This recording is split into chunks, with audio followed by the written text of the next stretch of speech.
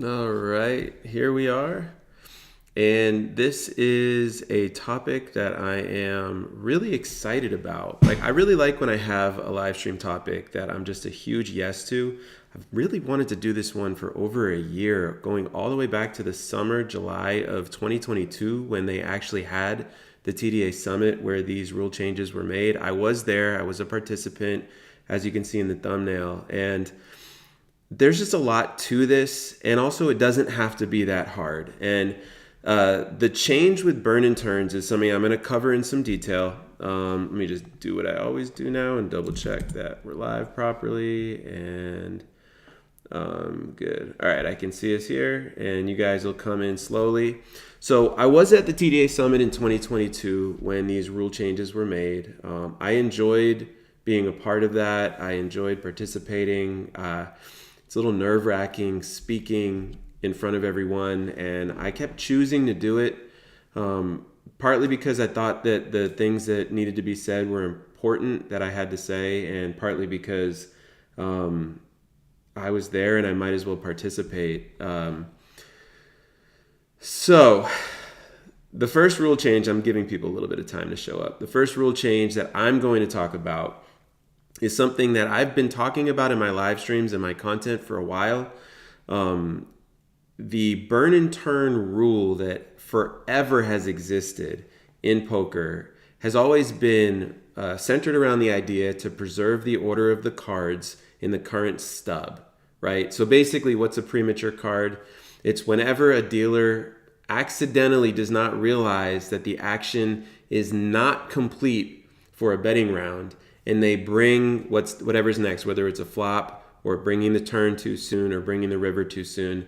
And that card that comes out, it wasn't time for it to come out. And so now it's a weird dynamic where it's both unfair to have that card come into play before the action's complete, because if we keep that card there, the player that was acting on the previous street now has a big advantage.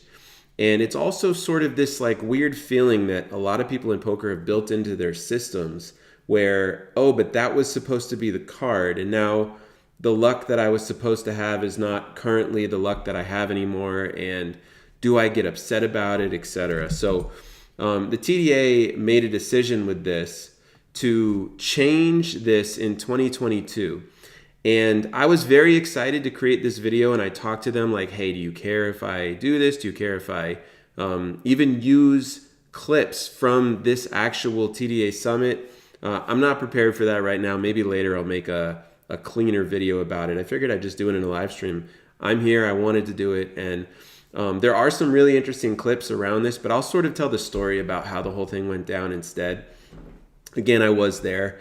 But the thing that was challenging for me about this was 2022 in July is when this all happened. I kept checking back to find the rule change and see the new release of the TDA rules. And it wasn't until 2023 in either January or February that I actually saw that they were there. So when I had the energy for it, I was going to make this video. And last year, I didn't want to put this out if they weren't published.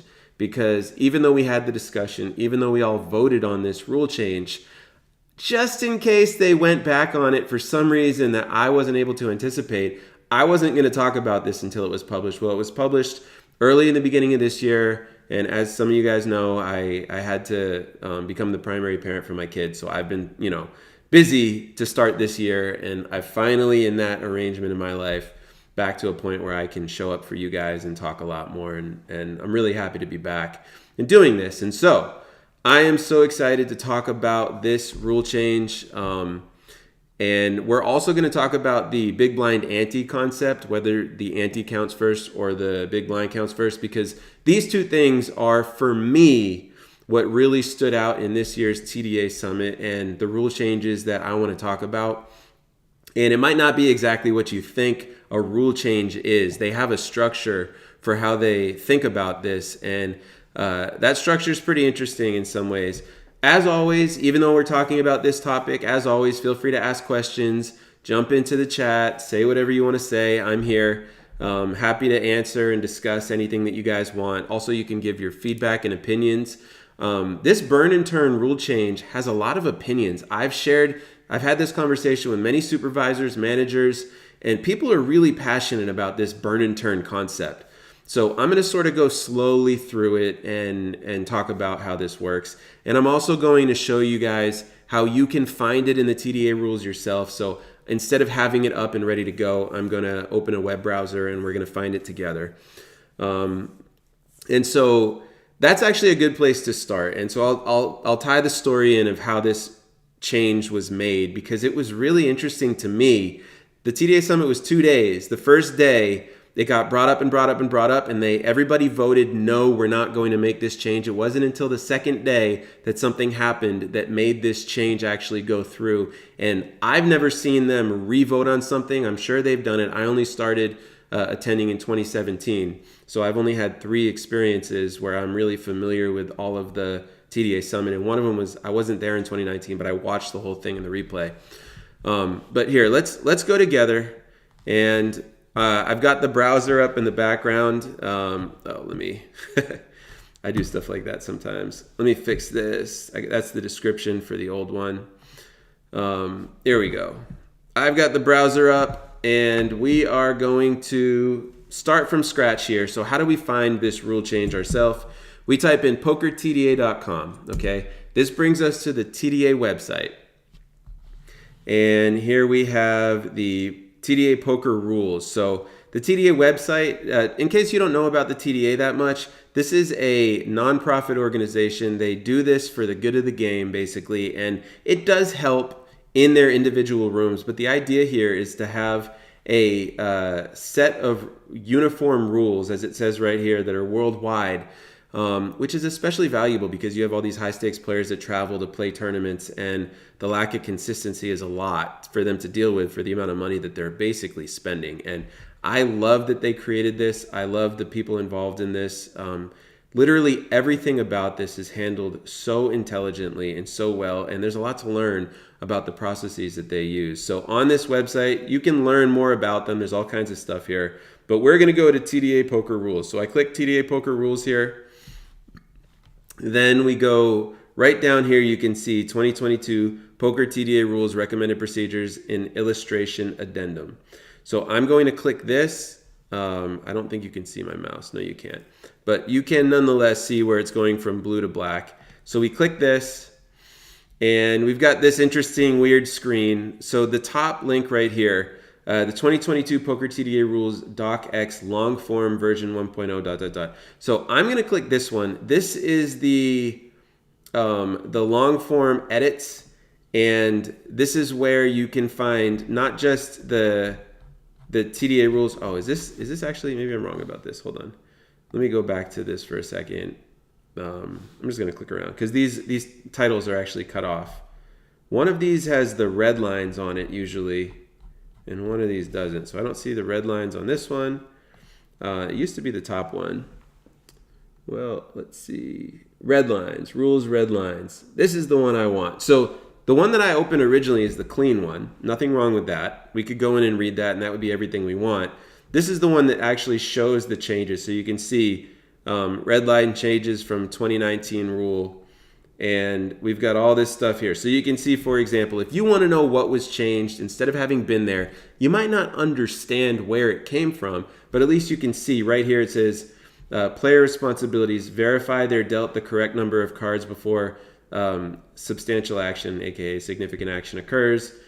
Play in a timely manner. These are the things that were literally included in this update, right? So this is what was discussed in 2022, and you can see these details here.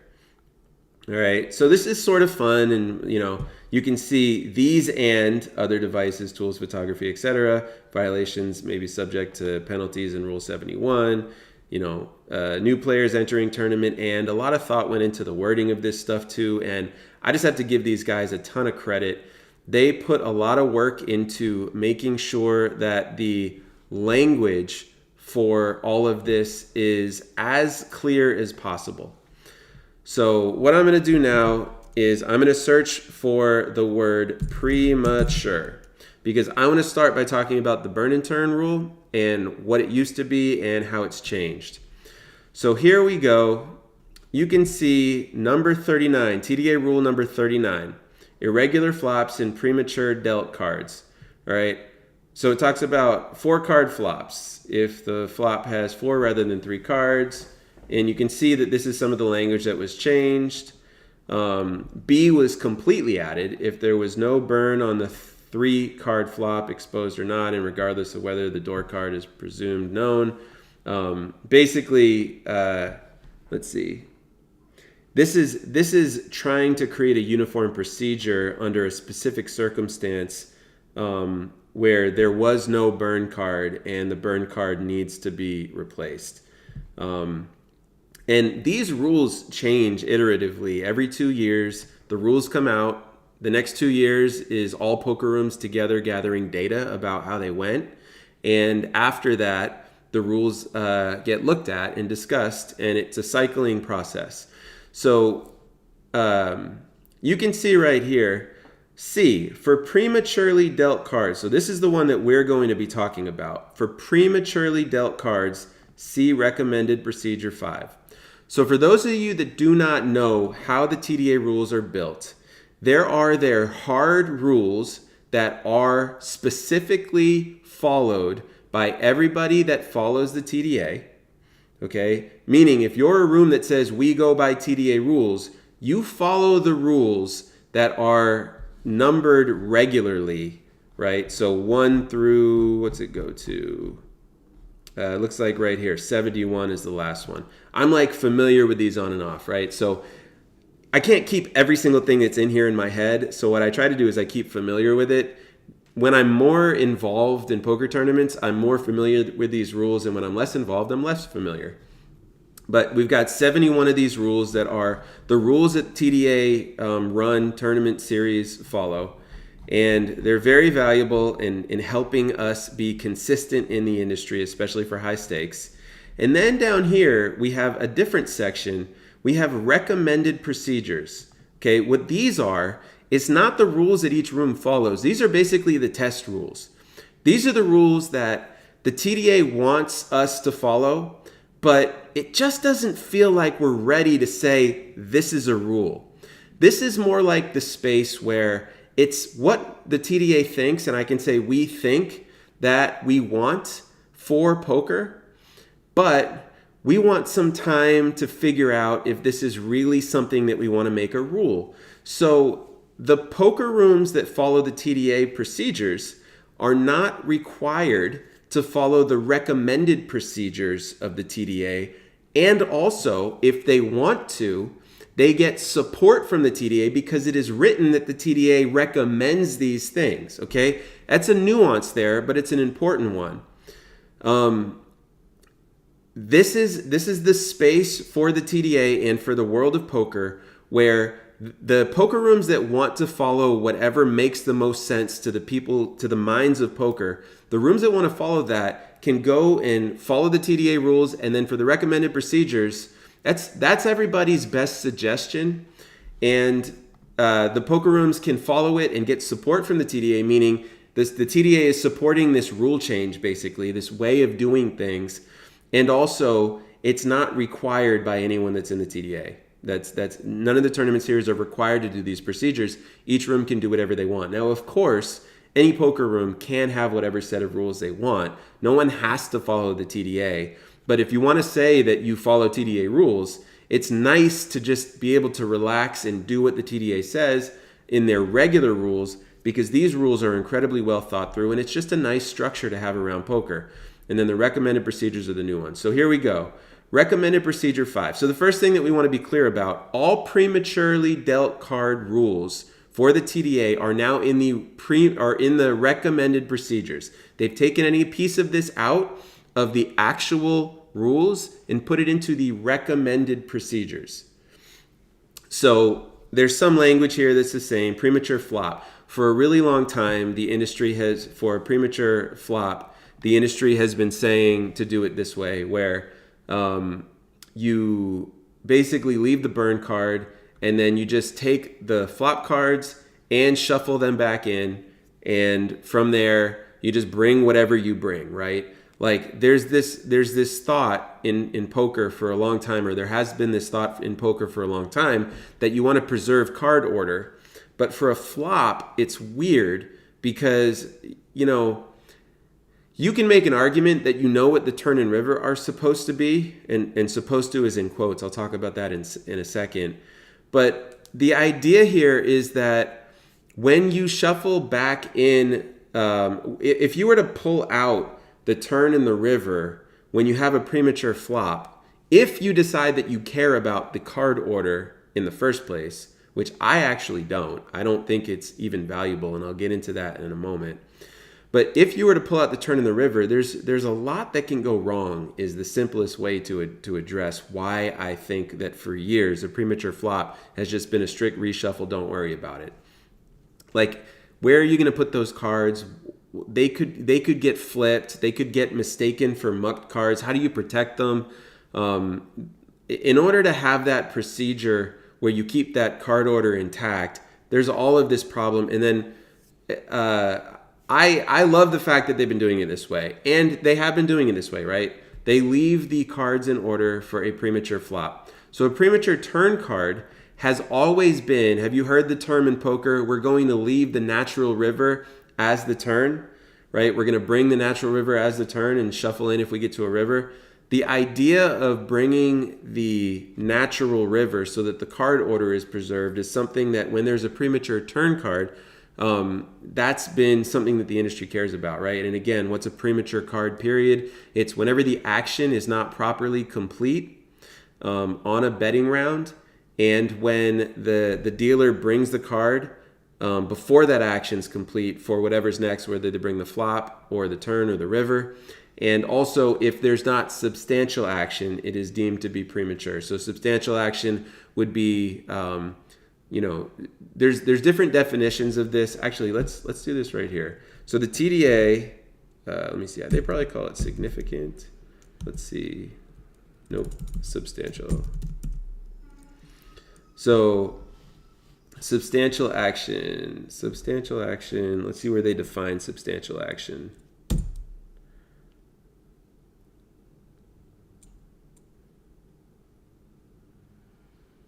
It says completing substantial action with 2 actions with chips.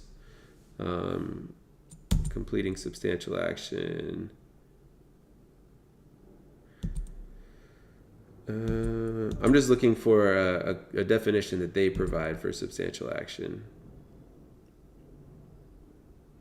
See Rule 36. So if I keep clicking this, it'll probably bring me to Rule 36. Yep.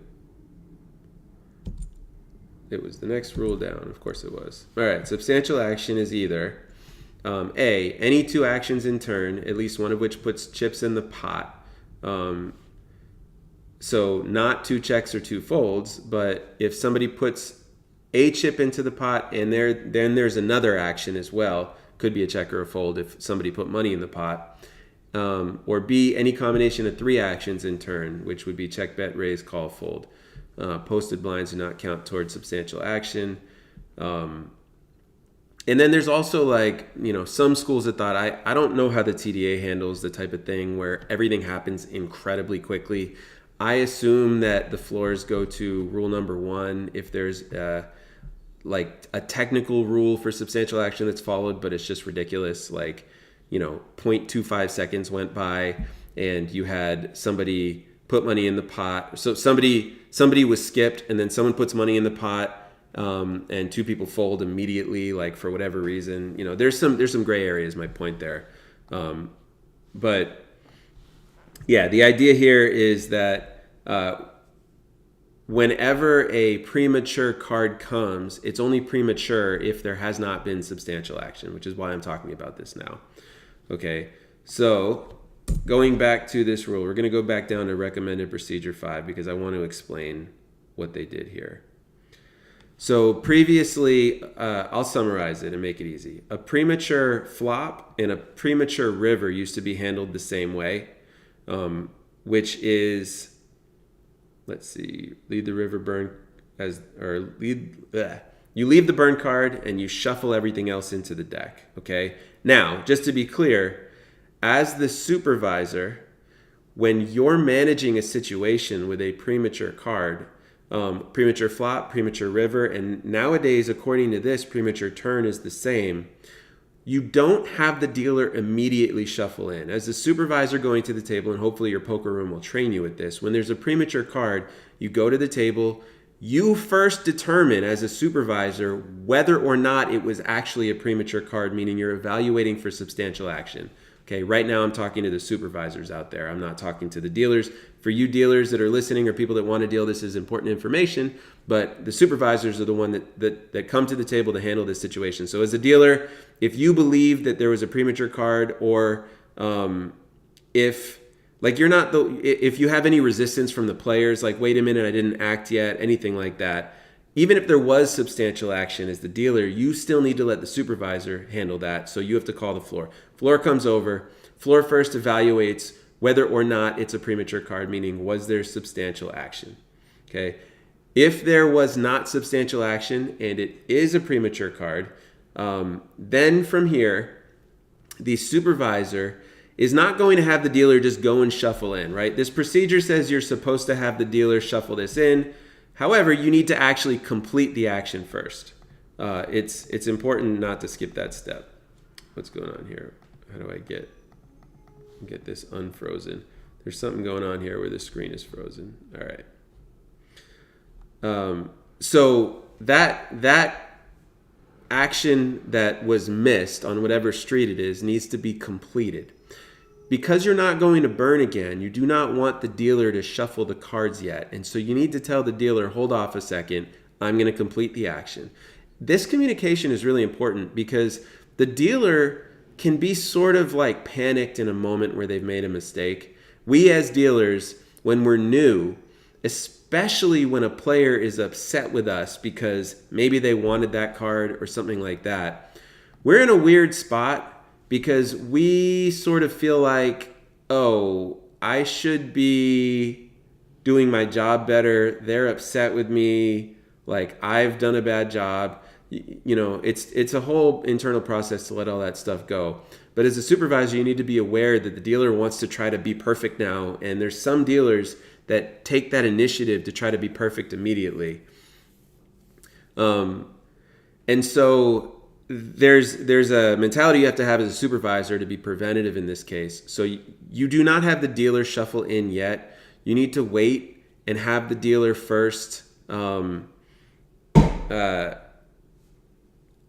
finish the action. So you've probably had a lot of conversation finding out exactly what happened, right? The questions you asked in order to determine substantial action were along the lines of, okay, what did this player do? Because the dealer might start talking and saying a bunch of stuff, and you have to find out, well, what did this player do? What did this player do? What did this player do? At what point was it brought to your attention that the card was brought out? Like, had people acted on that card and so on? And you're going through this whole thing. The dealer gets this like, oh no feeling.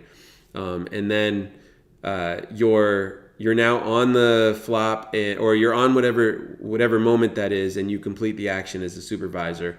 Now you're going to instruct the dealer to reshuffle. And this is a tricky reshuffle. Let me see if there's language about this, actually.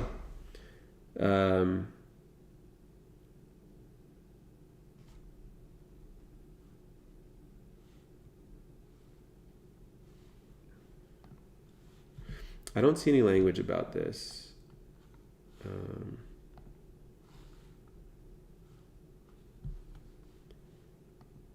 So the language that I'm sort of looking for is, I'm curious if it says anything about making sure to keep the cards face down.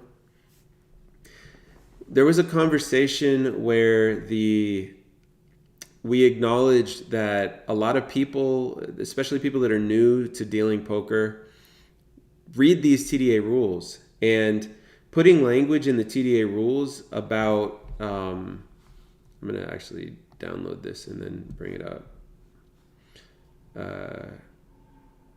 Okay.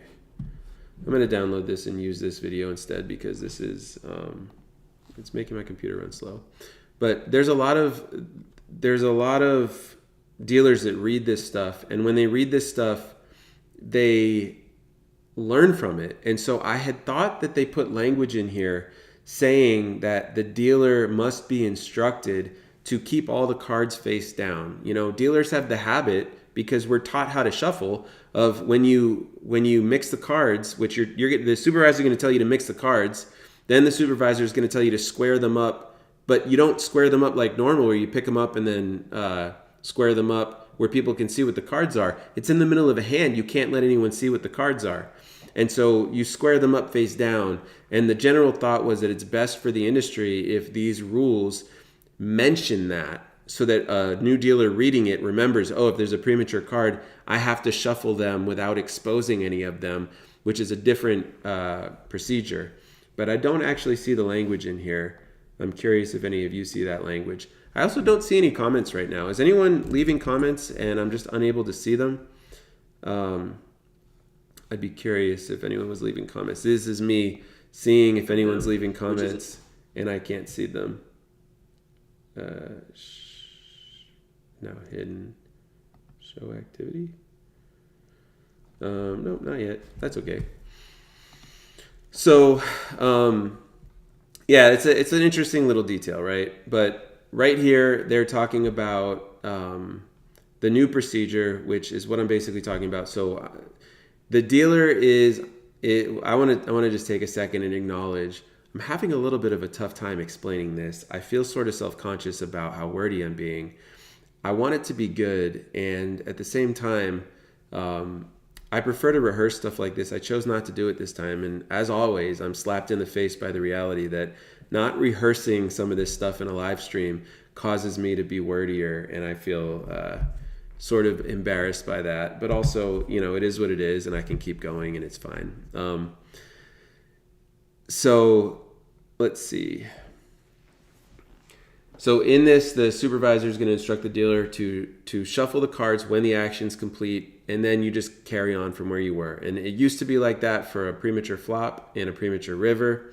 And on day one of the TDA Summit in 2022, we all voted that in stud, the premature card should be returned to the stub be reshuffled, and the new street is dealt from the newly shuffled stub without another burn. That is a long time rule that used to be different in stud, and everybody voted, let's just make this easier. There's not as much stud that's going on anymore. It's hard to remember the procedure for some people. The old timers are the ones that we kept this intact for. And there's this push by everybody in the poker world to make things easier and also keep things consistent. And so this change was made. Even the people that were at the TDA Summit that had been longtime stud players were just like, yeah, let's just change this and make it easier for everyone. I can deal with that, is basically what they said. And so on day one, we voted to make this change, and then we voted not to make the premature turn change. Preserving card order in that one instance was something that we decided we were going to hold on to. And I mean, I was always raising my hand for the change. I actually hate leaving the natural river as the turn and bringing it in that moment. And I'll get into why in a second. But this was something that the industry was just like, or that the TDA Summit members were a little uncomfortable with. So it ultimately got voted almost yes. We're going to make that change on day one of the TDA Summit in 2022. And then somebody made a comment in the crowd, and that comment scared people into not making the change. And then the voting changed around in that moment. And so we ended up with the premature turn staying the same, where you preserve card order. And the biggest argument in that moment was that it slows things down to have to reshuffle, because there's so many times when you can just bring the natural river as the turn, and then the action ends on the turn, and you never actually have to reshuffle, if I remember correctly. And that is a video that's public that can be watched by anybody if anyone wants to go back and see this. But that ended up happening, and the change did not get made. And the next day, on day two of the 2022 TDA Summit, it was really cool, actually. Matt Savage, who is, there's a TDA board, and there's multiple people that sit up at the front that are all on the board. And then there's also this whole energy and vibe behind the whole thing where Matt Savage is basically the guy that runs it. And it's really cool that he's the one that runs it. And also he doesn't run it, right? Like these guys do it together. And they're a great group together. But Matt came in and he was like, he basically said early in the day, you know, I went to go to sleep last night and I just couldn't sleep, or he said something like that. He's like, we made the change for stud. Now there's only one situation where you do not just shuffle back in premature cards. And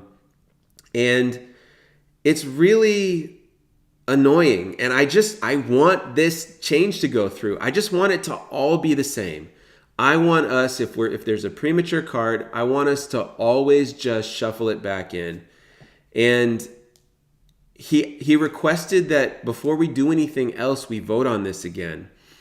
And the person who, the supervisor that was there the day before, the representative from a room, was not there this second day to speak up on this. And it was sort of interesting to see that everybody changed their mind and just went with that rule change. And I was super happy because I thought that we were stuck having premature burn and turns be the same as they'd been for years. And I'll get into why I like this better in a moment. Ryan says, listening on my drive up to the casino, just wanted to give thanks. I attribute most of my best habits to your dealing course. I appreciate that very much.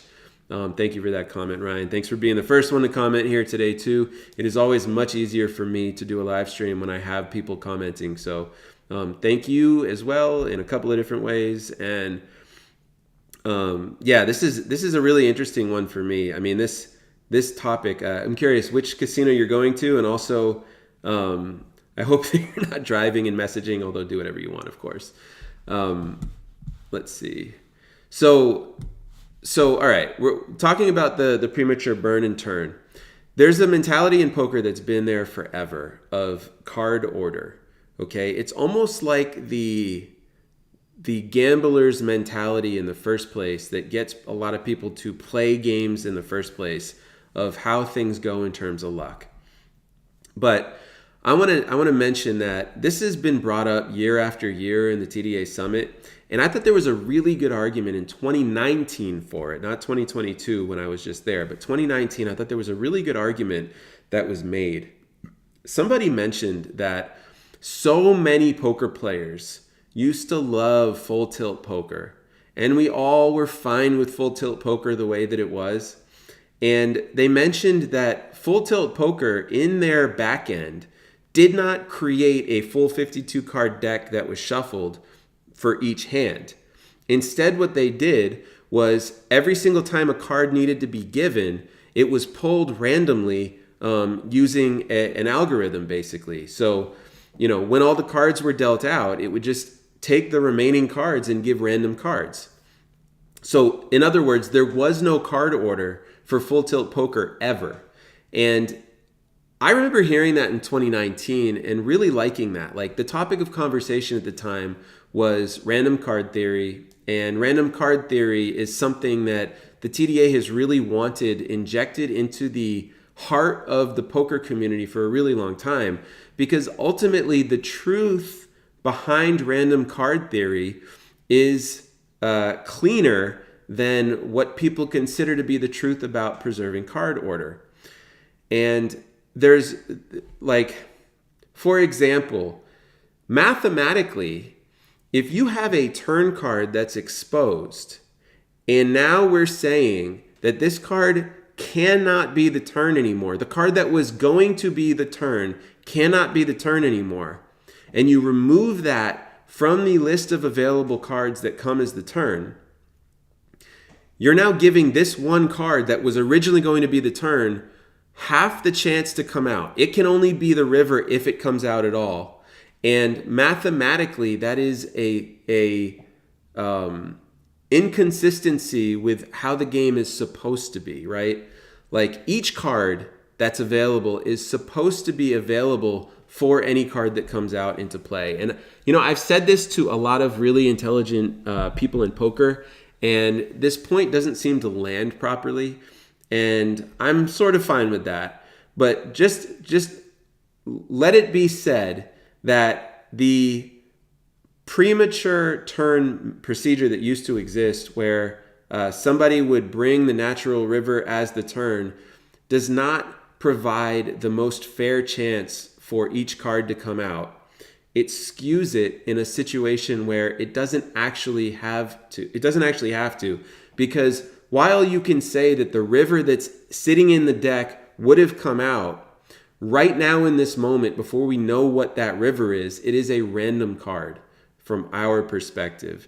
And so to give that card like meaning when reality says that it's a random card, we're actually doing a disservice to the math of poker. I work at the Horseshoe in Black Hawk, Colorado. We have a 1-lane closure waiting for my turn to go. I appreciate you giving me peace of mind that you're only messaging me in safe moments. Thank you. And also, that's cool that you work there. I haven't been out to any poker rooms in Colorado. I've only been to Colorado one time, and I actually really liked it out there. I went to Denver and Colorado Springs. I got to see Meow Wolf out in Colorado in Denver. That is the largest Meow Wolf display out of all of them, and it was pretty spectacular.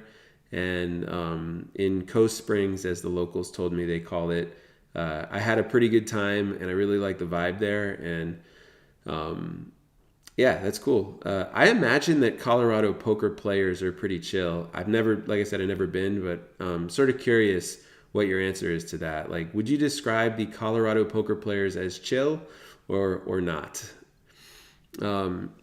So the whole thing about premature burn and turn always bugged me because the math wasn't clean, right? By using the logic of what card was supposed to come out, something that I don't consider to be significant in that moment. And again, full tilt poker, for years we all loved full tilt poker online, and unfortunately it's gone now thanks to Black Friday in the poker world. But back when it was here, they used to not actually have an order of the deck. And it's a really nice way to think about random card theory, right? They would just pull from the remaining cards that had not already come out into play, and we were all fine with it. And honestly, that's the way that we should do it if it's an electronic card game, because that's the truest version of random, where it's also nice because it's sort of more secure in a way too, right?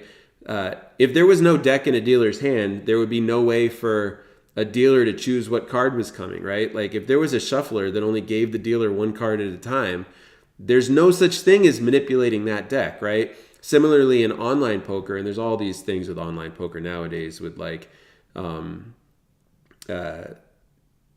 a system that can keep track of stuff in real time and then give a player advice. So there's a whole issue that online poker is trying to work with. But even conceptually, right? Like if there is a card order that's in the code somewhere that's been sent to the poker client, technically that can be hacked, right? You can find out what the card order is or something like that. I know that they have security against that. I don't think you have to worry about anything like that if you do choose to play online poker. But conceptually, I'm just saying, like the way that Full Tilt built it, where there was no 52 card shuffled deck before the hand started, and they're just pulling each moment from the remaining unused cards, I think is a much cleaner way to run poker. If we could do that in live poker and have the game still go at a quick enough pace where all of us trusted the shuffle, I think we would probably switch to something like that. That hasn't come out yet, and there's not a real need for it because everyone's pretty happy with poker the way it is. Yes, I'm being wordy again.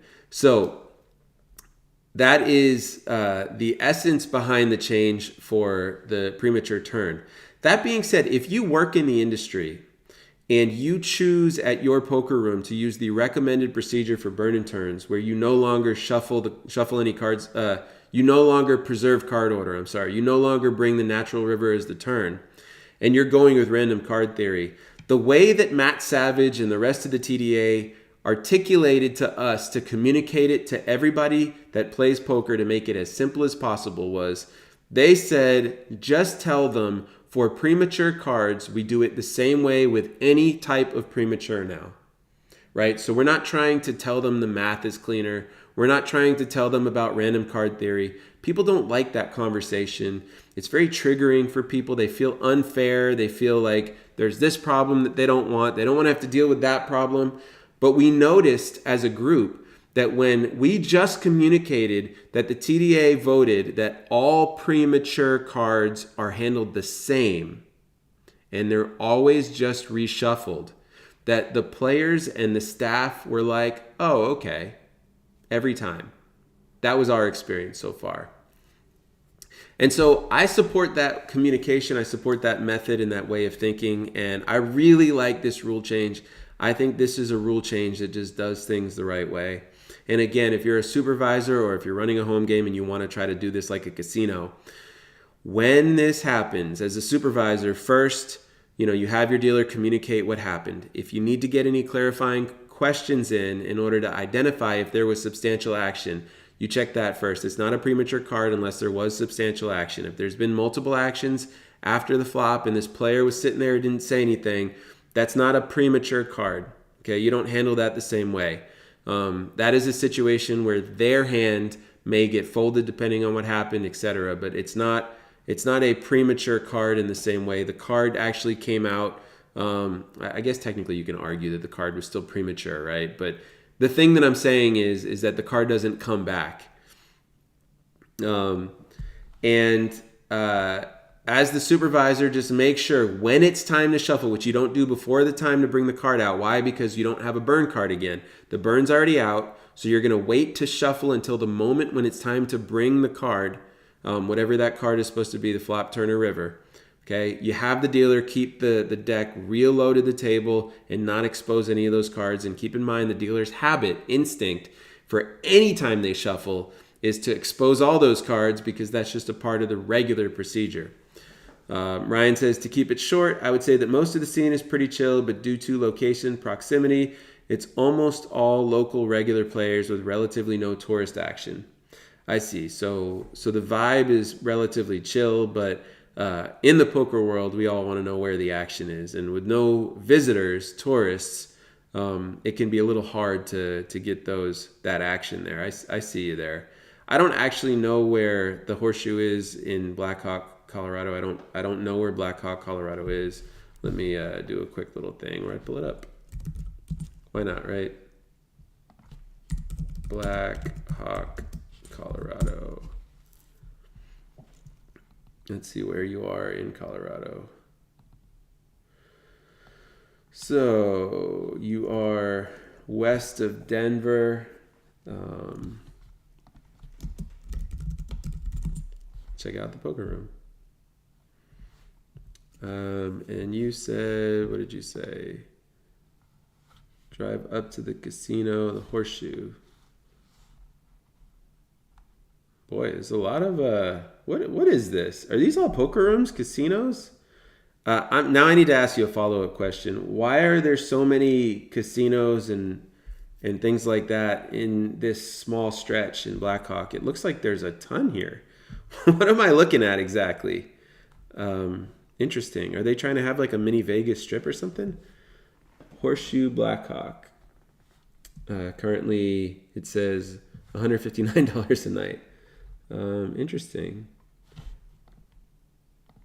I'm just sort of looking around here. Well, it's just going to show me the hotel room, but all right, we get the idea. Pretty cool. Yeah, I'd be curious when it's safe for you to text to hear more about that. But anyway, all right. So I feel like I sort of covered the premature turn situation. And the key points here that I'll go over real quick for this. This is a recommended procedure. It is no longer in the main rules. That's basically saying any poker room that's following the TDA can handle premature cards how they believe makes sense. But the TDA does recommend and support shuffling all premature cards in instead of ever preserving card order anymore. And, the next TDA Summit will be interesting to hear how that's been going in the industry. And also, because it took a little longer than normal to release the updated rules, or at least I think it did. I kept checking and it wasn't here. So unless there was a weird problem with my computer, it took until at least January or February of 2023 for these rules from 2022 to be released. So unless there's a something that I'm missing about how the industry is, the industry will tell us what it's been like with these new recommended procedures coming up. And so the other rule that I really wanted to talk about and the rule change was there was a big discussion in the TDA Summit in 2022 about the big blind ante. And the discussion was specifically about what gets priority, whether it's ante that gets priority or the big blind, meaning if it's 1,000, 2,000 blinds and and like, let's say I'm a player in this tournament, 1,000, 2,000 blinds, and I have exactly 2,000 in chips left, and everyone else has more than me, of course. Or even if I have 1,000 in chips left, a small blind only.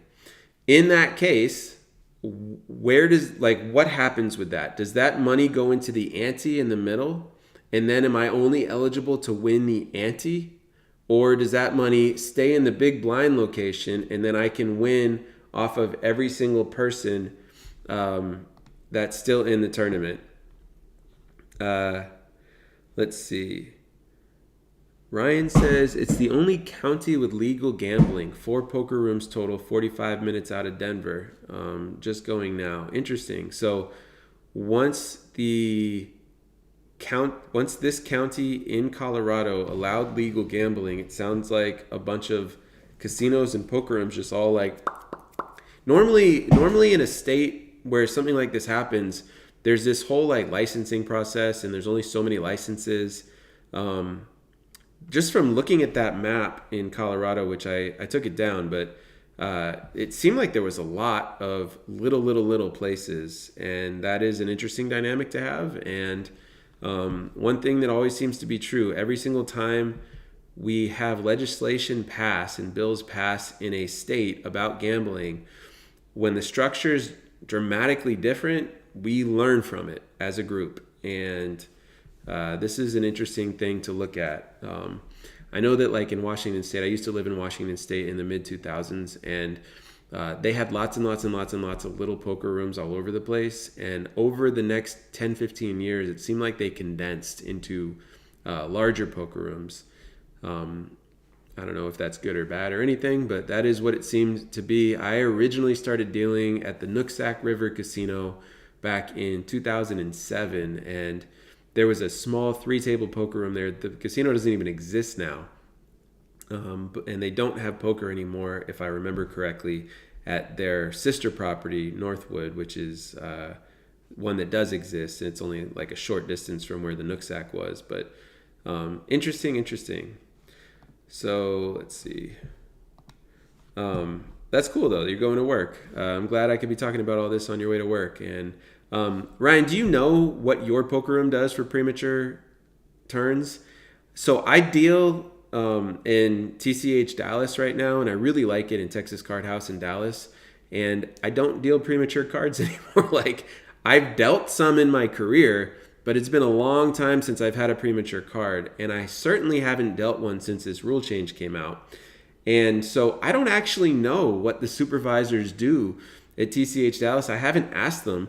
After the TDH rule change was made, I did tell them that change was made, but I don't know if they adopted it because the rules weren't posted, and they sort of go back and forth at TCH Dallas whether or not they follow the TDA rules. Sometimes it's WSOP, sometimes it's TDA.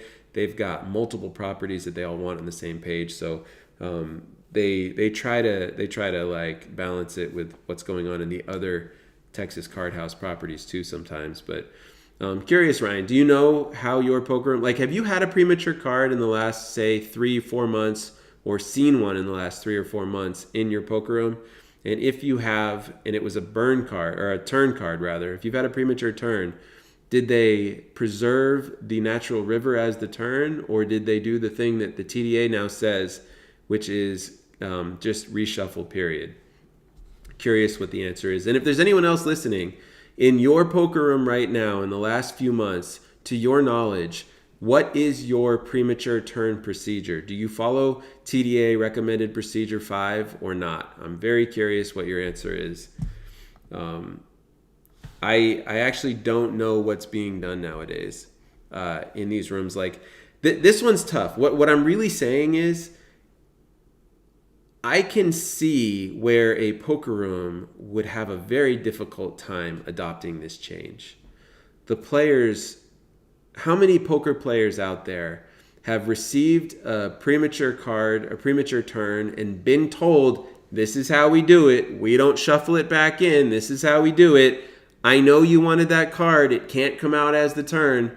Like all of this stuff and all these tempers flaring because their $500 pot is getting messed up and all this stuff. Like I could totally see poker rooms being very hesitant to make this change. And then I can also see other poker rooms that are just like, yeah, let's just change this. We're tired of having to explain this whole thing to the players. And if it was me running a room, I would absolutely follow this change because I hated the preserving card order concept in the first place. It has a version of logic in it that I don't think is meaningful, valuable, or based in the truth of what's actually happening from a poker player's perspective. So, yeah, interesting. I'm curious what the answer is if anybody here knows what they do. So the other rule change that I wanted to talk about that is really interesting to see what the TDA said was when it comes to the big blind ante. So we're talking about the big blind ante. And I just described there's this split in the industry where the whole idea of an ante, it used to be in a tournament, if you got 9 players at the table and the blinds are 100, 200 with a 50 ante, well, let's say it was a 25 ante, right? 100, 200, small and big blind, and everybody puts in 25. Then you end up, if it's 9-handed, you end up with 225 as the ante. If it's 8-handed, you end up with 200 as the ante. If it's 7-handed, you end up as 175 in the ante. And what would happen is it was a really good thing to get the action moving in the tournament. And it was great for, like, think about it. If there's just the 300 for the blinds out there, a player is less likely to attack the blinds, right? Which means there's less action. If now you add another 175 to 225, when the blinds are 1 and 200. Now, somebody who's entering the pot is choosing to go after roughly 500 in chips, right? Instead of 300 in chips.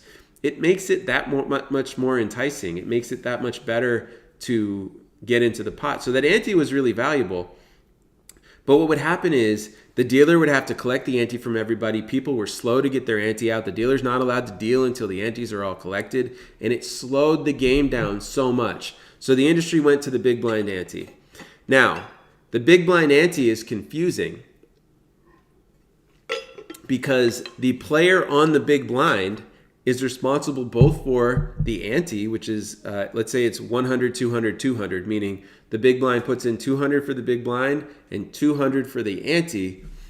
Well, it's confusing because both of those are covered by the big blind, but in that scenario where the player only has a big blind left, well, which one does it go to?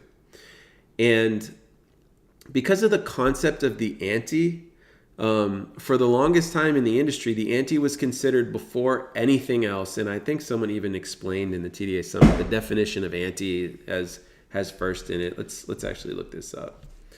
Definition of the word ante. A stake put up by a poker player in similar games before receiving cards. What is the literal meaning of the word ante? My computer screen is doing a weird thing where it's not showing me before, prior to, antecede. Yeah, so it's before, in front of. So like we would hear the argument that the word ante literally means before, right? And so I remember somebody stood up in 2022 and said, did you guys know that the definition of the word ante that we choose to use in the game of poker is before? And I remember getting on the mic and people just didn't know what to make of this, but I asked something like, well, should we change the name of the big blind ante? Because here's the thing. I've been in situations in poker, and I'm not saying I said this to them. I've been in situations in poker where the ante did not count, like the ante did go first. And what that meant is someone that was all in for 2,000 when it was blinds of 1,000, 2,000. Someone that's all in for 2,000, the ante goes in first, so they don't have a big blind. and they can't win 2,000 from each other person that calls. They can only win their 2,000 ante back. That person was pissed. And I've seen this happen over and over again, right? There's this whole process a poker room has to go through in that situation with an inexperienced player. Experienced players get it. They understand this is the rule. They've researched it. They've learned about it before. Good players, solid players, regular players, they understand the rule. Whichever way you go, they're going to know what the rule is. This rule is confusing to people that aren't as familiar with it, haven't been in this situation, and certainly haven't talked or thought about this with anybody else. And so those players are just like, what do you mean I can only win my ante back, right? Like, there's this familiar feeling from playing poker before big blind antes where you go all in on your big blind. You can quadruple up or quintuple up or whatever, however many people call, you can get money from them. Plus you can win the ante. Nowadays with the big blind ante, rooms that make the ante go first, you can only win that back, and it's upsetting to the players that are in there that are trying to stick around in the tournament. Like, basically the whole thing is like, well, I would have gone all in the last hand if I had known that, right? And then you can argue you're supposed to know the rules before you play the tournament and all this stuff. So there was this conflict for me. I've also been in poker rooms where the big blind takes priority. And the big blind taking priority is, in my experience, easy. You don't have to explain anything. Like, only the people that have had it explained to them that the ante gets priority are the ones that speak up, get upset, anything like that. Everybody else is just happy to go with the flow. And they're like, okay, let's just let them win off of everyone else. Like, this player's not going to win the tournament most likely if they don't get it. And if they do get it, then maybe they'll win. But this is like the rule for everybody. We're fine with it. The World Series of Poker for a long time stood dramatically against having the ante count first. Even though the ante is supposed to count first according to the rule, even though the definition of the word ante is before, even though people in the TDA Summit go up and stand up there and say, it literally means before, right? The WSOP specifically said, in our tournament, we never want that situation where a player can feel annoyed when they win and only win their ante back that was already their money. When, like, because you can have, think about this, you can have one other person that's in against you and you're all in for the ante and you have to dodge that one person, or you can have every single other player at the table can limp and call and you have to dodge all of them and you only get that ante back, right? The amount of emotion associated with that situation is pretty frustrating. For the person if they're only going to get their ante back. And then also, like, I had someone ask in my last live stream, what happens if it's ante first? They've only got a small blind in the big blind spot. So in this case, 1,000, 2,000 blinds. They've only got 1,000 left. It folds all the way around to the small blind. The small blind calls, and it ends up being a chop. Like, what happens then? In that chop pot, 1,000 is the smallest chip in denomination. So that's supposed to go to worst position. Like, then the player gets busted if it's ante first. It doesn't actually make any sense. So in practice, that rule, the WSOP was so adamantly like, this doesn't make any sense. We're just going to make the big blind count first in this situation and not worry about the rest. We don't care that you guys are saying the ante should be first. We just don't care. We can't do this to the players. We need the players in the World Series of Poker to be able to go all in for whatever they have and get called by everyone else. And we're going to stand by this. Instead of thinking about this logically, we're going to think about this from the experience standpoint.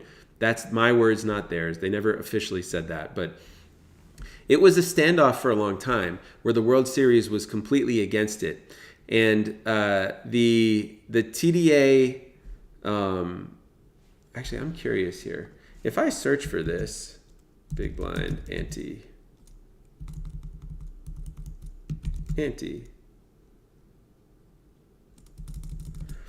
let's go back to the previous year. Oh, whoops. This is, let's see, older. Let's see what it says about big blind ante previously. So I'm going to search this, ante. Warranted, live at your seat, ante. Warning penalties.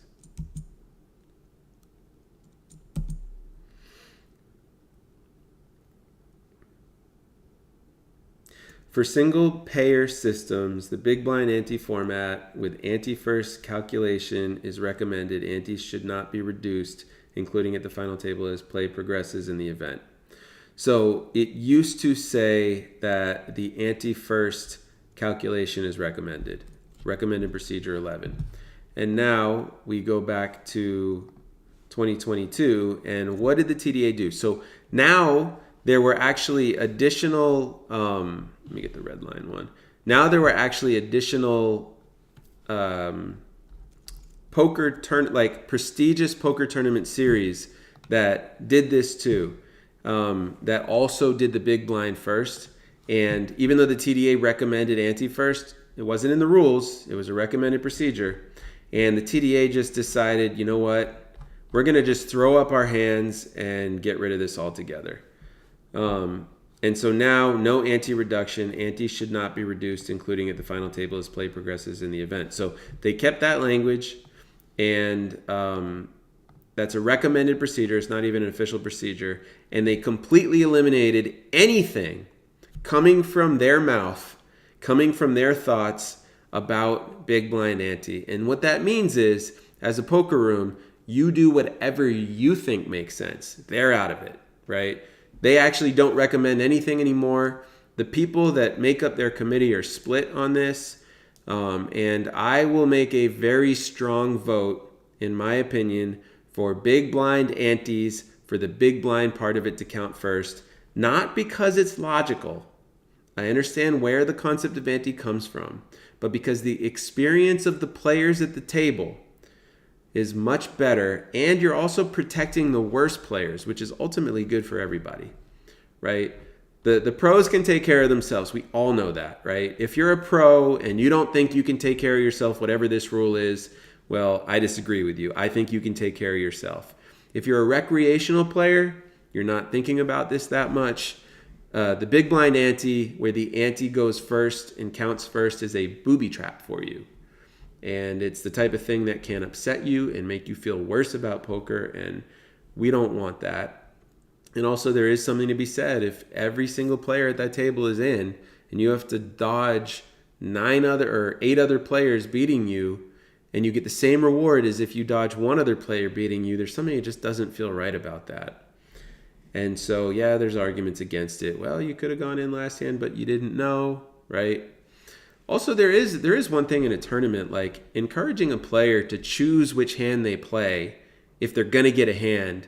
They did talk about that a little bit at the summit, right? Like the idea that you could be under the gun and feel forced, no matter what your cards are, to play when technically you are entitled to one more hand if you don't play, is a dynamic that everyone's a little bit uncomfortable with. Even the people that say ante first are a little bit uncomfortable with that notion that you should never choose to get that big blind all in.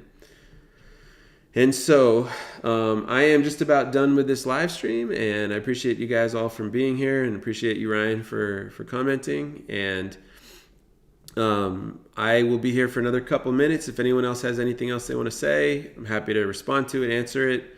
And these two rule changes with the premature cards being dealt in and the TDA no longer recommending that the ante count first, I think is good for poker, and I'm happy that these changes were made. And I appreciate you guys for watching this always. So let's see. I'll give comments one more minute. And here, let me close this out. Whew, a lot of screen stuff. And if anyone has anything else that they want to share or add, I'm happy to listen to it. But yeah, this was a bit of a hardcore poker conversation. Based on how this went, I mean, I'm not going to lie, I'm not thrilled with how this conversation went, but I might end up having to make a regular video about this where I just sort of concisely explain it. But appreciate you guys. All right, that's all I got for today.